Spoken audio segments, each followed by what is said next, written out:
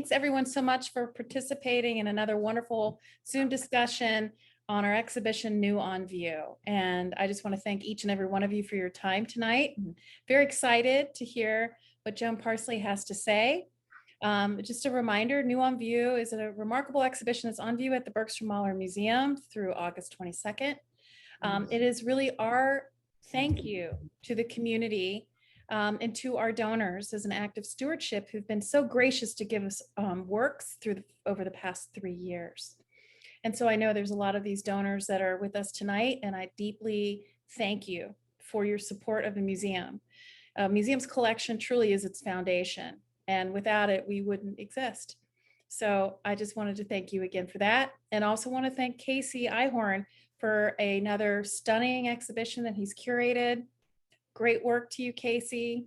It's a beautiful exhibition. I would encourage everyone to have an opportunity to please come and see the exhibit. And for those who are located in Neenah, if you come on Saturday, then you get to participate in our art activity day that Taylor, who's also on this Zoom, has spent a lot of time working on. So we have lots of activities coming on at the museum. We have a lot of public activities that we're starting to open, and I'm very excited about that. So please stay tuned. I also want to thank Joan Parsley and her husband, Cy Krylan, for their incredible support of this museum. And I feel like in many ways, Joan and Cy, that it is your home away from home, Bergstrom-Mahler Museum. And it's been an ultimate honor to work with you both and to play with you both, but also to share, Joan, your father's work as part of the exhibition, and more importantly, part of our collection. So my deepest thanks to you for participating tonight and to talking more about your dad's achievements and also what you're doing as well with the Midwest Paperweight group. So I thank you very much. Thank you very much, Amy, and thank you for the kind words about the exhibition. As Amy said, and I'd like to echo, without our fantastic donors, we really would not be in the position that we are here at Bergstrom-Mahler Museum of Glass to exhibit these fantastic works of glass paperweights, contemporary studio glass, as well as other collections that aren't necessarily a part of the New on View exhibition. So thank you, Amy, for saying something about that, and thank you for your leadership here at the museum. We greatly appreciate it. I'd love to turn this program over to our presenter for the evening, but I'd like to tell you a little bit about her before I do that. Many of you are familiar with Joan Parsley and Joan Parsley's father, John Parsley, and John's work will be the principal part of Joan's presentation this evening, and I think we're all excited to see that. Joan Parsley's friends refer to her as Joan of Art. I love that, by the way, Joan. As founder and director of Great Lakes Paperweights, Joan has been in the world of art all of her life. For 24 years, Joan managed the Historical Keyboard Society concert series in Milwaukee, and also founded ensemble music offering Milwaukee's Midwest Band for Early Music, for whom she was an artistic director and harpsichordist. She was also artist in residence at the Cathedral of All Saints Episcopal in Milwaukee. Prior to that time, Joan worked for Zygmunt Joseph Skeen, a nationally recognized public relations firm in Milwaukee and New York City, where she advised Milwaukee's major performing arts organizations, including the Milwaukee Symphony, Wisconsin Conservatory of Music, and St. Joseph Chapel. Parsley also worked with many of her state's visual artists and created numerous exhibitions sponsored by the Marine Bank. With funding primarily from the National Endowment for the Humanities and National Endowment for the Arts, she has co-curated exhibitions with Marquette University's Hagerty Art Museum, as well as the Milwaukee Art Museum. She also served as interim president for the Midwest Paperweight Collectors. Joan Parsley brings her effervescent personality, passion, and arts leadership to a subject and industry that will inspire generations to come. She is her father's voice in the world of art glass. I very much appreciate you being here this evening, Joan. Thank you for taking the time to present to us, and I look forward to your presentation. Thank you very much. Casey, thank you so much. It's great to be with all of you here this evening in the audience. I wish I could hug you. I know some of my good friends are there and colleagues of my father as well. I especially want to thank the entire administrative and support staff of the Bergstrom-Mahler Museum of Glass for their work that they've done with me on behalf of Great Lakes Paperweights and have allowed me to share my father's story. I also want to thank my own board of directors in working to establish and maintain this repository of all things Joan Parsley. As we begin this evening's program, let me open with two paragraphs from the forthcoming publication written by Betty Parsley Richley. My deepest gratitude to her and to the fine editing work of Paul Berlanga. Shall we begin?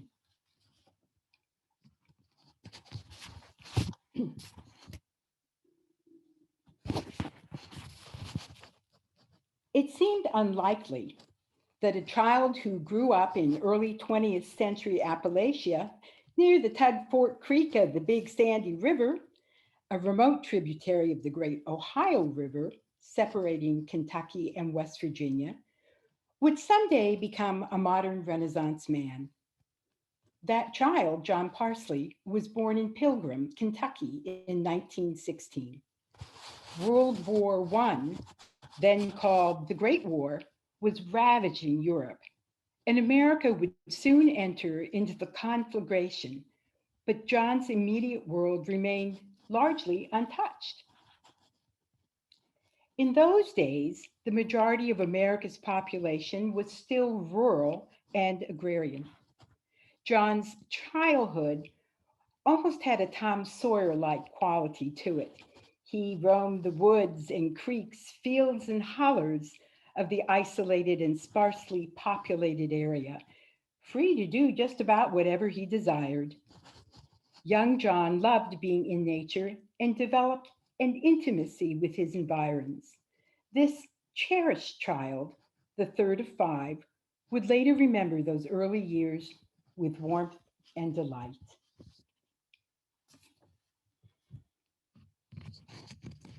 So here we have the Big Sandy River, the remote tributary of the Great Ohio, which I had the opportunity to see just a couple of years ago. It was always my dream to go to Tug Fork and to the Big Sandy.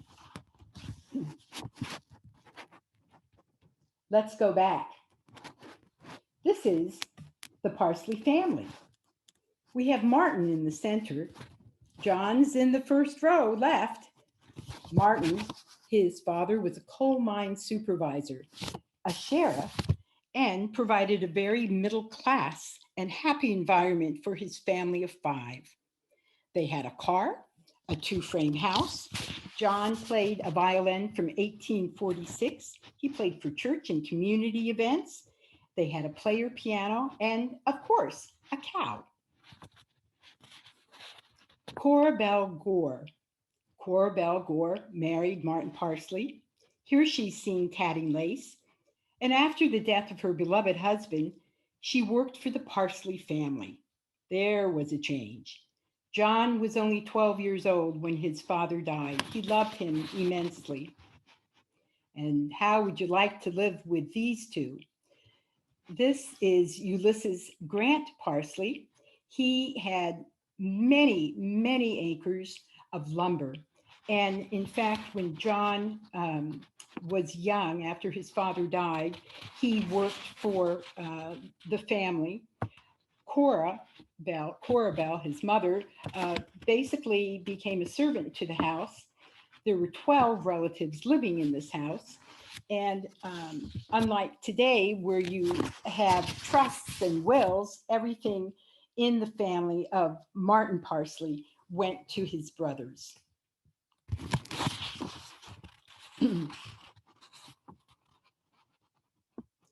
This is today's big clock that sits in Canova, a town where Cora moved her family to be on their own. You see on the left, there's the Canova Cerrado sign, highway sign, obviously a modern sign. I had to take a picture of before I landed there. Canova was not necessarily a thriving town. It was a coal mining town, basically. But during John's time there, it had a library, a school from which he graduated.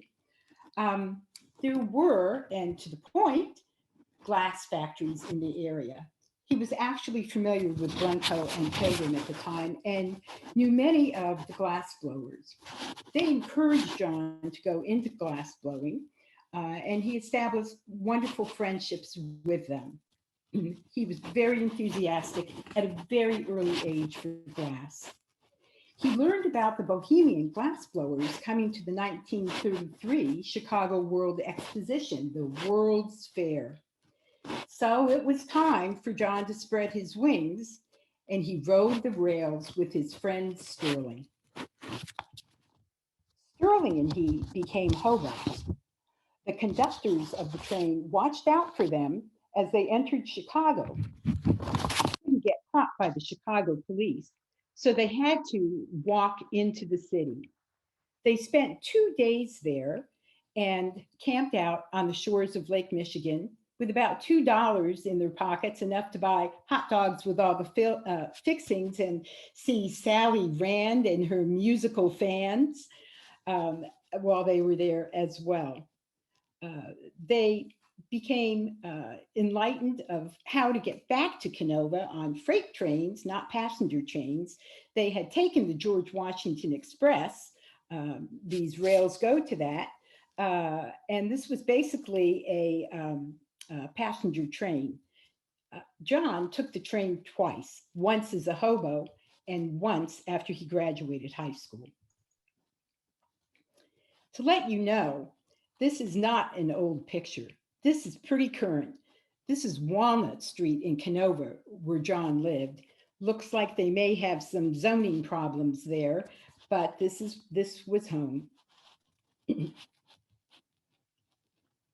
So John goes to the Chicago World's Fair in 1933, where he visited the itinerant Bohemian glass blowers. This was probably Dick Manley and his family. His son and his wife were blowing at that time. And as I said, they wandered around, sleeping on the banks of Lake Michigan and seeing all the innovations and new sights that the Chicago World's Fair had to offer.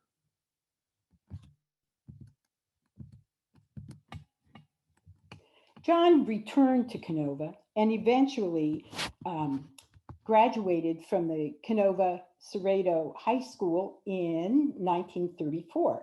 By the way, his middle name was Elliot, and I see it spelled with 2 T's. All my life, I've spelled it with 1. As I say, John graduated from high school. The day he graduated, he had a very shabby suitcase, a suit, a Bible, some food, and his mother wished him well, put him on the Washington Express train, this time as a passenger, and he went to Washington, D.C. to a Christian 2-year college. He didn't have an application. He just went in and said, I want to come to college. And they took him in. He immediately got a job in the bakery, and we can thank his fine culinary skills today because of that job. But he was also a research assistant to pay for his college education. And this assistantship was in ornithology at the Smithsonian Museum. After he graduated from Columbia Union College, or what was called Washington Missionary College at that time, he moved to New York City and he talked his way into New York University, wanting to become a chemist. Again, with that passion for glass as a chemist and chemical engineering, he had classes in scientific glass blowing. And again, to work his way through school, he was hired and actually worked for Metropolitan Life Insurance Company in their Department of Standards and Technology for 5 years. It was there, working for MetLife, that he met his future wife, Anne. She worked in a fine hat boutique in metropolitan life. And there he is in the Department of Standards and Technology. Joan, do you believe that John's first exposure then to scientific glass blowing was at NYU while he was studying? As far as I know, there's nothing that we've been able to find when he was in Washington, D.C. that we know anything about glass, about scientific glass blowing. So it looks like that's something that came to him kind of intuitively from his love for glass, and then through the technology that he learned and practiced at New York University. Certainly. Thank you. Sorry to interrupt. No, that's just fine. I have to find the down button. Okay. As I said, he met my mother, Anne.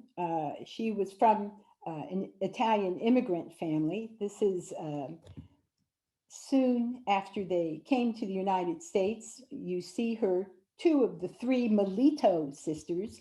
Mom is the little one on the right, very feisty, and she was all of her life. And there's her big sister, Mona. Mona never had any children, so she doted on all of us. John and his young Italian wife are pictured here in New York City just after they were married in 1938 and on their way to West Virginia to see John's family. In each of the homes that they had, John had a small studio, even when he was going to New York University. Mom and Dad lived in Parkchester, New York. Those apartments were put up by Metropolitan Life, and there was just room enough to have a table and a Bunsen burner and some slender rods of glass to blow.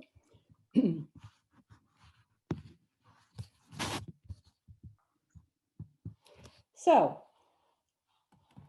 let me go back for a minute here. During this time, in 1939, we had the New York World's Fair. It was a hotbed of everything new in technology. And there was the Miracle of Glass Pavilion with a Persisphere and Trilon, modernistic representations of the future that were used as the fair's theme center. I want to read for you, or here you go. This is from an article that I found called The Forgotten New York. It's by Kevin Walsh. And he says specifically about the fair, quote, Hitler was plunging Europe into war, and the Persisphere and Trilon were soon to be melted down to make bombs. End of quote. These two monumental structures were modernistic in style, and they were designed by architects Harrison and Fohu that were together known as the center of the 1939 New York World's Fair. It should be also noted that later on in John's career in Detroit, that they referred to an article which talked about John in the home office as a technician of the Standards and Bureau Laboratory, who with little more than a strong pair of lungs and an artistic sense can turn out almost anything in the way of a crystal ornament. The Parsley apartment, by the way, got its name as Glass Town. That's how we referred to it when we were little, but it had an early on name by his colleagues in New York and then later in Michigan. So here's a close-up. You can see the Perisphere and Trilon on the left. And if you look to the right, you see circle the glass pavilion. We want to credit Paul Berlango for this. He has a copy of the 1939 edition of the New Yorker, and these illustrations were in that, and he was so kind to give us that for this presentation. Are you able to hear me still, Jen? Yep. I see that Paul is here this evening watching the presentation. So it's very nice to see you, Paul, and thank you for providing those that wonderful illustration to Jen. Well, even during the World's Fair, he was already blowing a number of decorative objects, whimsical and actually taken from his comic books. Here we have a fleet of what we call high-top Parsley penguins blown in rich ruby red glass and cobalt, white and gold glass as well. Here, John is working on his ruby red flamingos. These were prized by his wife and close friends, and we say that all these beautiful types of glass that he worked with, and by selling these whimsical objects, he could buy more kinds of glass. We called the glass the Crayola crayon box. But here's a close-up of those red flamingo birds with their white tufts and slender torsos, really in the Art Deco or modern fashion. He also made all sorts of Christmas ornaments, jingle bells, jingle bells.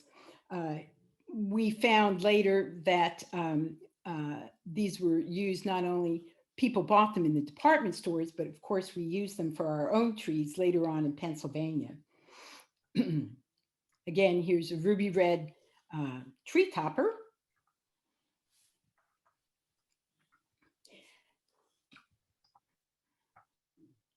Let me just go back here. So Anne and John had their first child, John Michael, and he moved the family to Lexington, Kentucky from New York, where he taught at the university and became a state drug chemist. In the early 1940s, John moved his family then from Lexington to Wyandotte, Michigan, under the War Powers Commission to work for Wyandotte Chemical Corporation. The newspaper articles from Detroit Press comment on John's winning a prize at the World's Fair. And evidently it was a beautiful Art Deco flower, which I do have somewhere in this presentation, or a copy of it, but it did have 13 leaves.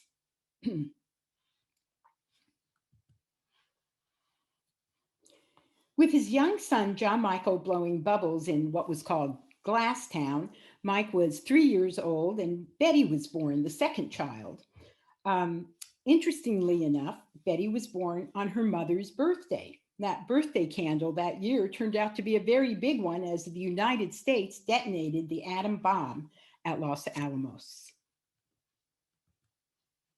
More from the Crayola crayon box, this swordfish and his groupies under the sea, and a duo of dancing horses and red ruby glass.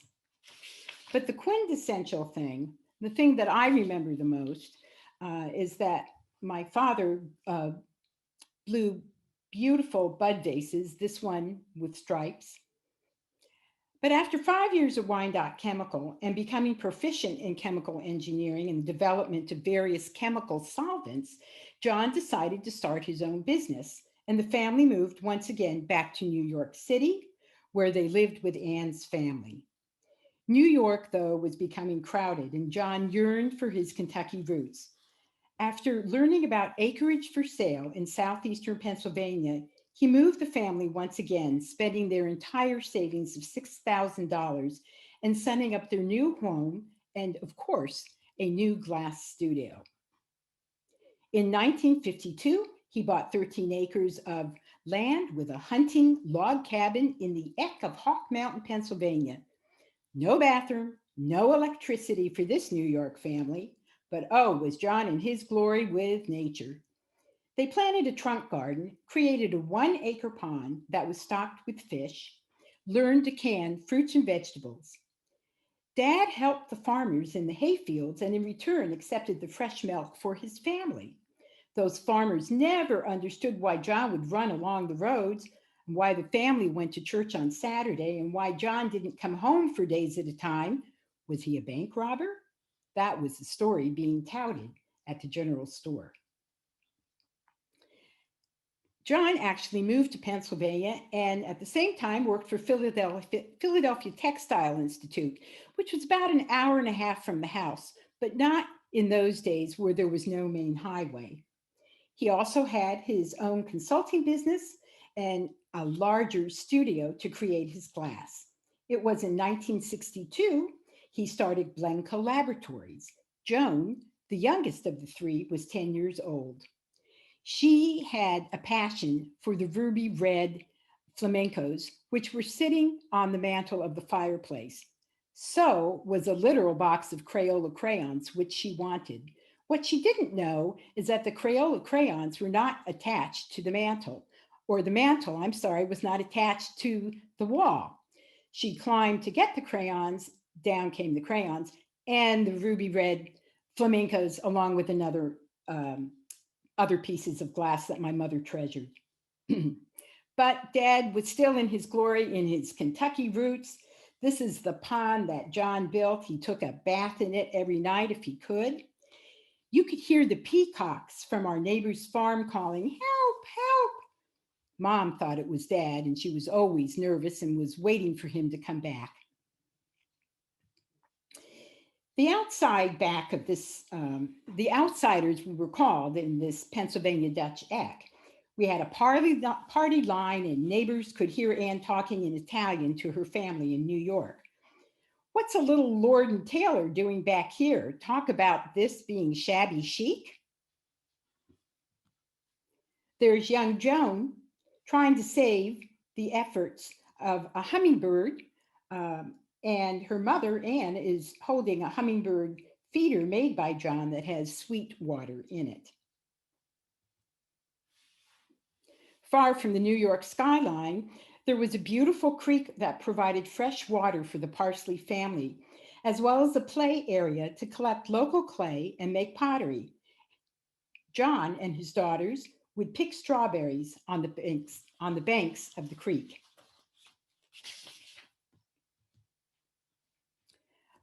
This was the Art Deco flower that I was referring to from the World's Fair. This is actually a little bit different version of that. John always wanted to fly for the Navy, but he couldn't, though he tried to enlist on 2 occasions. Astigmatism held him back. But in later years, after moving to rural Pennsylvania, where the commute was sometimes days at a time away from the family, John studied to be a private pilot and logged over 5,000 hours. He started flying in 1960 and became instrument rated and owned 4 separate planes during his lifetime.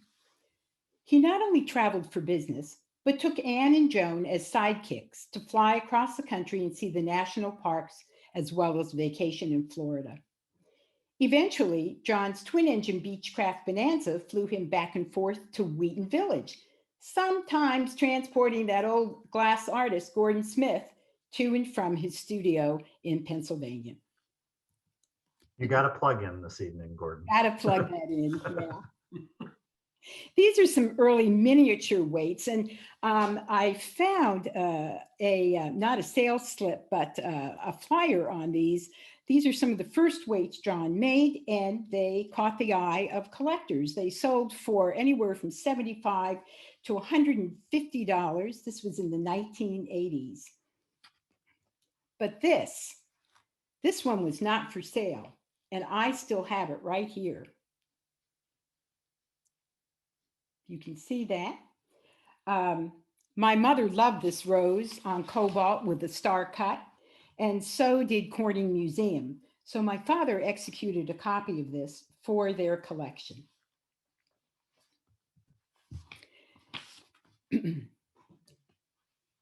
John and Anne became guests at many of the PCA conventions. Anne was always by his side and approving the weights that he made.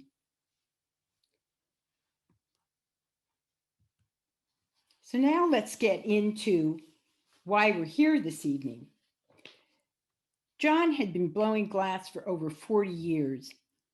He had an internship at Wheaton Arts with the best of them: Vic Trabucco, Debbie Tarsitano, Don Friel, Gordon Smith, and others.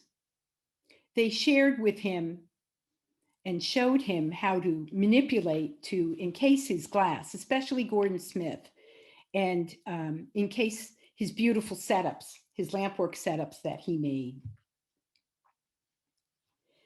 The new On View exhibit at the Bergstrom-Mahler has 15, there have been 15 new acquisitions of John's weights for a total of 20 in the permanent collection. There are 5 on view in the exhibition that Casey has put together. This is, by the way, a wonderful promotional piece, which I think attracts new audiences and certainly puts a big smile on my face and that of existing collectors like me.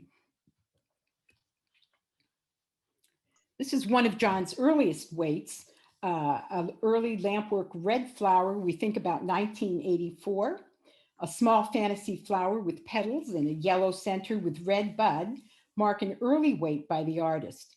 A crown of striated green leaves surround the flower and balance on each side of a main stem.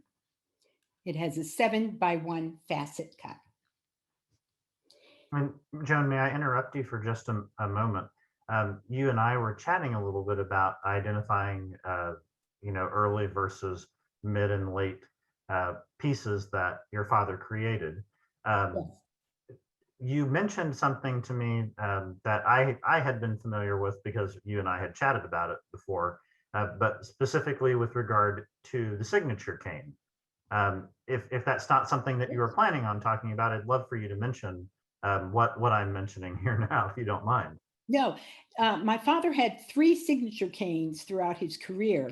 There was a Parsley, or the initial P for Parsley, that had green glass. He made a green cane.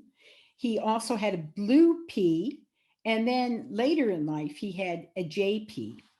A couple of weeks ago, the glass artist Damon McNaught was with me in what is left of the remnants of Dad's studio and discovered, to my delight, if you can see that, it has the letter P, and it's from this that my father drew the canes for his signature canes. That's wonderful. What a treasure to have. It's also heavy, so if anybody gets in my way, I can do great bodily harm with this. Let's see where we are. This is titled Daffodil with Pink Flower Bouquet from 1992. But this week, in looking at these yellow flowers and comparing them with another flower that my father was famous for, wood sorrel, I'm beginning to think that this is actually wood sorrel. There are 2 striking bouquets of yellow daffodils or wood sorrel, depending on which side you take, and pink flowers with white tips that come to life as they float over a cobalt ground. A garland of 9 green leaves support a pink bud with a signature cane centered under the garland.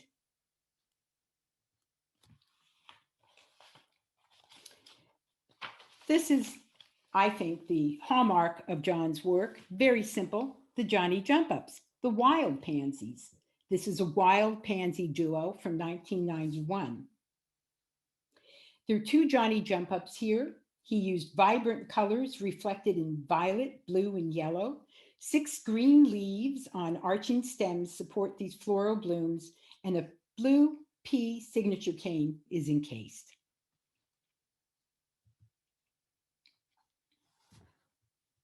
There are 2 views here of a pink dogwood on cobalt from 1990 that the museum has accessioned. This bodes a finger cut faceting that magnifies a single Pennsylvania pink dogwood bloom with 1 bud on a cobalt ground. 10 green leaves support this striking flower and embrace Parsley's signature cane. We can see we did finally get out of that log cabin after I went to boarding school. Mother and Dad moved to Hamburg, Pennsylvania, on top of this beautiful Pennsylvania Dutch town. They had 8 acres. John built my mother's dream house and, in fact, had a large studio there. He invited guests to come and watch him. He retired early at age 55, and John and Anne made probably 12 trips to Europe altogether, where Dad collected French and English paperweights and became fascinated with the art form.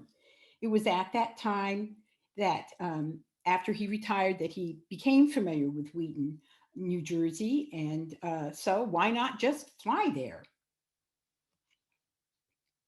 He was a fast learner at Wheaton. He was also a good listener and a mentor to other artists. He rose to the top quickly, with dealers and museums ready to take on his works. This multitude of bits and pieces that make up those Parsley delicate setups are shown here, with torsades resting on a hot plate. Here, John's in his studio, just kind of looking at what he's done and inspecting some finished weights. More of the Crayola color box of glass that you can see there. I was particularly surprised to go through a box under my bed the other evening. I forgot that was even there. And to my surprise, there was this beautiful poster of the L.H. Selman International Paperweight Festival. Dad was working with the heavyweights at this time, and his weight is in the 4th row all the way to the right. A copy of it, as I call the country quilt, my favorite paperweight in the collection, is presented here. The paperweight in the festival itself had white flowers rather than these pink flowers. Joan, are you able to move your cursor over the weight in question on that banner? I can do that? Yes, there it is. Perfect. Ta-da! Thank you. Thank you for doing that. I appreciate that. This paperweight on the right is in a private collection.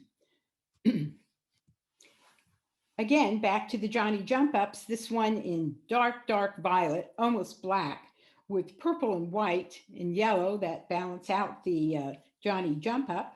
There are 2 sets of green leaves that sit on a double spiral latticino in bright orange.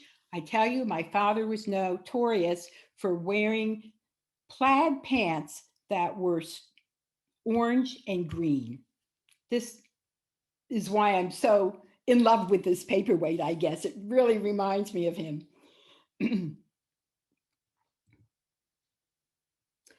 Here, a tricolored torsade surrounds this bouquet of wood sorrel and pink flowers balanced by 3 sets of green leaves.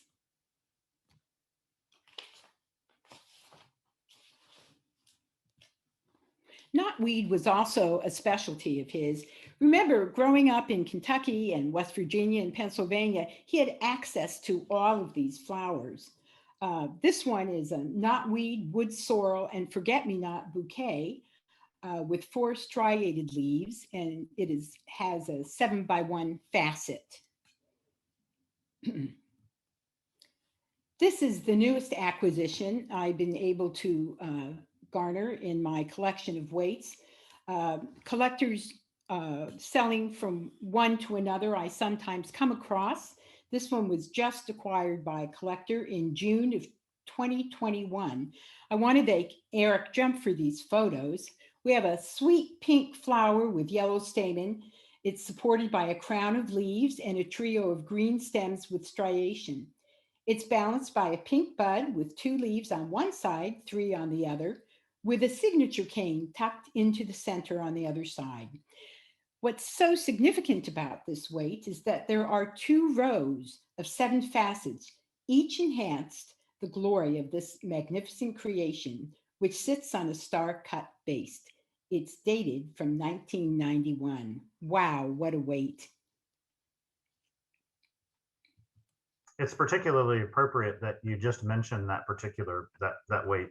I see a question that just came through from Roseanne Milius Can you tell us who did uh, John's cold work? Who did the cutting?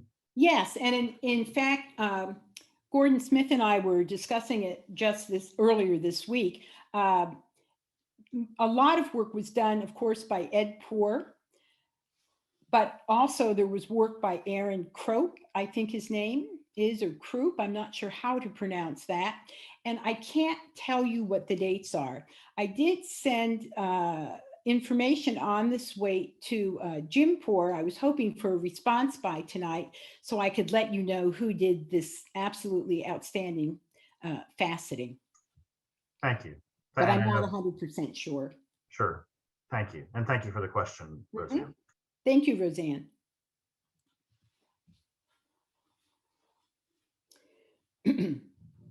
John was the first glass artist to work with Perthshire glass, and specifically with the wonderful Millefiore cane maker Peter McDougall in Crieff, Scotland. They had a wonderful relationship even after their collaborations ended. But Stuart Drysdale, the owner of Perthshire, came to the PCA and met John, and they took to each other beautifully. They loved my mother, and 2 trips to Scotland ensued. And John worked in the Perthshire factory. He taught the workers there, in fact, to make his green leaves with the stripes. We know that there were at least 6 collaborative weights and prototypes for what would be an ambitious collaboration, the Warden Pear Pedouche. I do not know where all of these weights are. I suspect they are with, I know some of them are with a collector in Southern California, and I know that there is one, I think, in England. This is the initial drawing of the Pedouche weight. I was very fortunate to find this. And on the website, we've just loaded a number of my father's drawings in the none other than drawings section.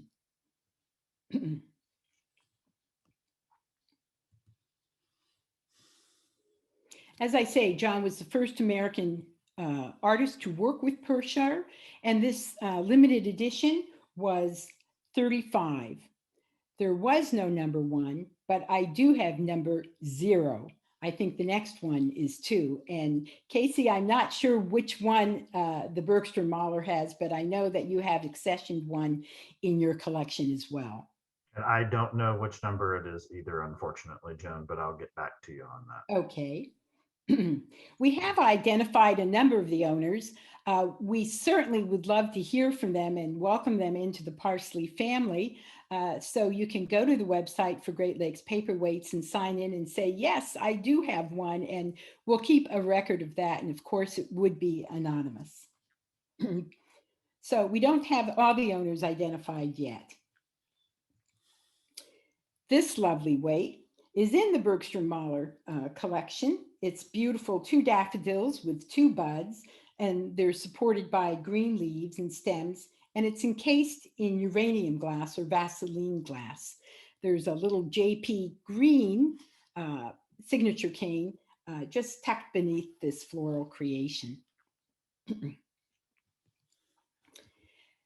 After the death of his life partner, Anne, in 2006, John rapidly deteriorated. He was a runner, a skier, a scientist, a horticulturalist, the best baker in Berks County, Pennsylvania, a Renaissance man. But he only remained for 3 more years.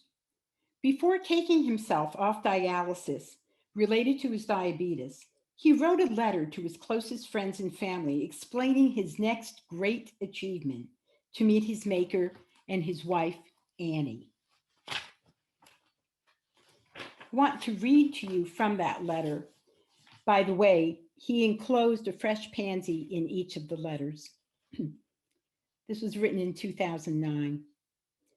Dear family and friends, there comes a time in the lives of most of us who live and love when we must stop, take note of our position, and face the fact that the world will continue and our perception will make little difference. Be it now said that I give thanks for the happy and sad times afforded me. Yes, the sad times in my life, the sadness of all the passing of my dear and lovely wife, Anne. I shall never stop loving her and the many lovely memories we shared so openly through our life. She held my hand with a deep and knowing kindness not possible to replace, nor would I wish it otherwise. I look forward to our reunion in a new and perfect world. I am triply blessed by our loving children, always supportive. They've stepped forth and given me assurance in my continuing sadness. My old and new friends alike, I express sincere thanks, wishing for a happy future and continued health. God bless, John. We were all surprised by this letter. We were called to the hospital, and at that time, Dad and his doctor took himself off dialysis. John Michael, my sister Betty, and I stayed at the hospital until his passing. And it was very interesting to watch because as he went into unconsciousness, his movements reflected his blowing glass. But why not? It was his passion. He died just 3 days after the anniversary of, after the third anniversary of Anne's death. I was able to attend the 2009 PCA convention that year, where we honored John with a small display of his jewel-like weights and said a prayer for his well-being. Great Lakes Paperweights was already in my think tank, and the entrepreneurial spirit of my father consumed my being. With painstaking effort, we moved John's studio back to safekeeping here in Milwaukee.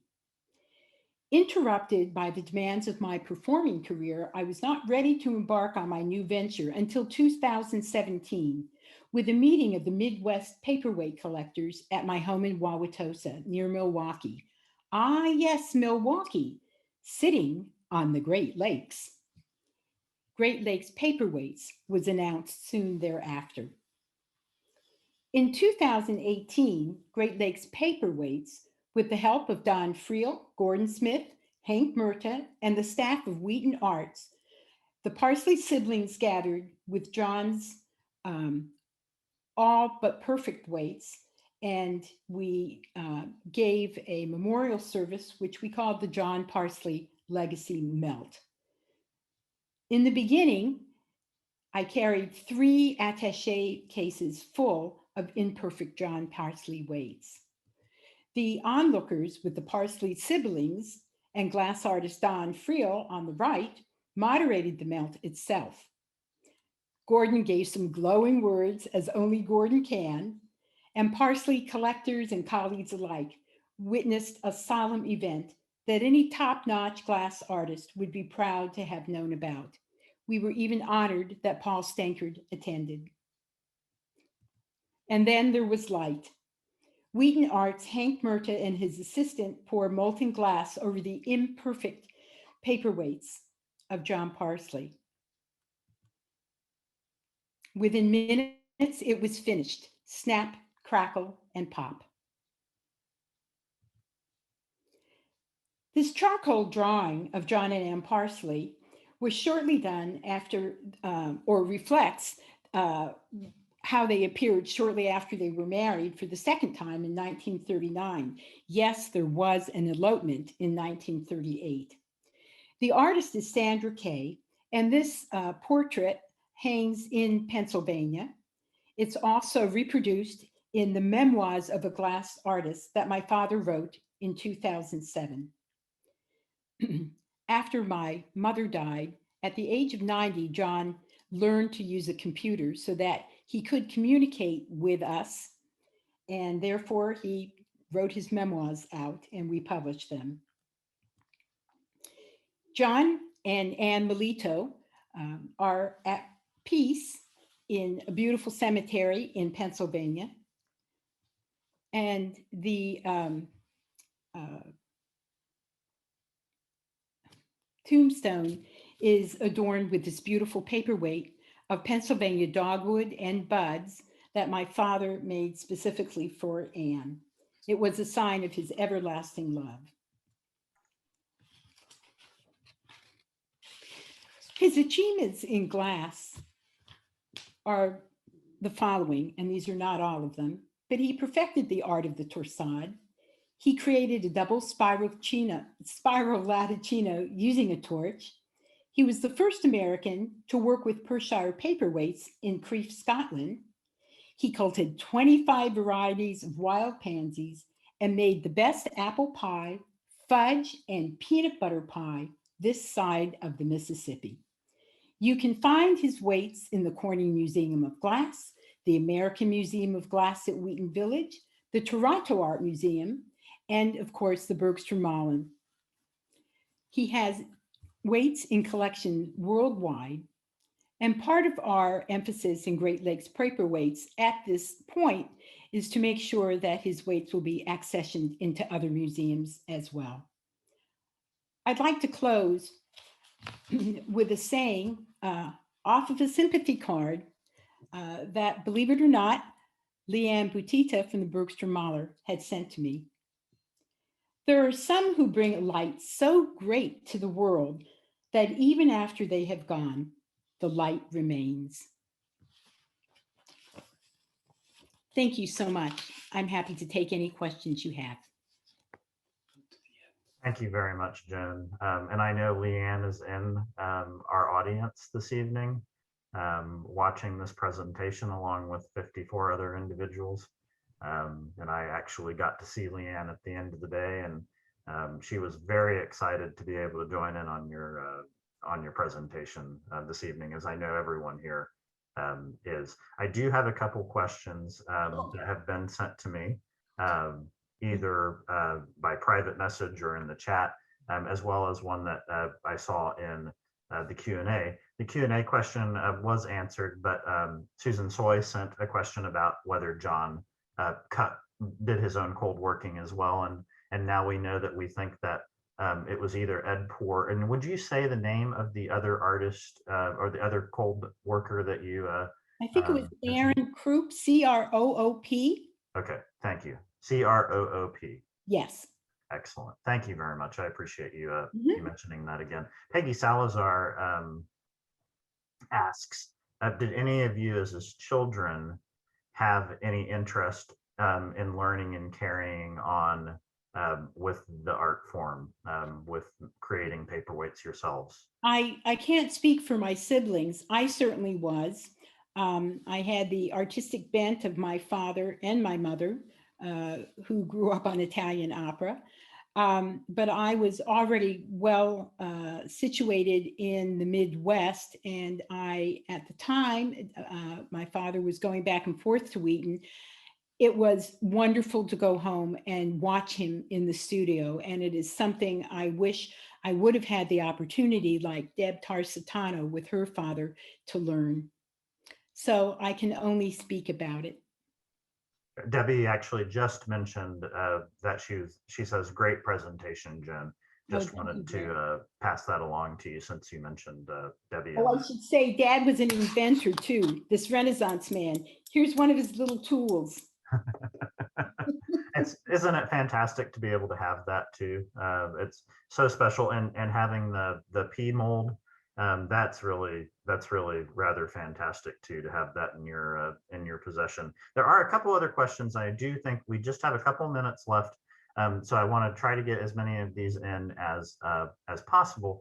Okay. Joan, do you have a particular favorite of the works that you've seen of your father's, whether it's in your possession or not necessarily? Yeah. Do you have a particular favorite?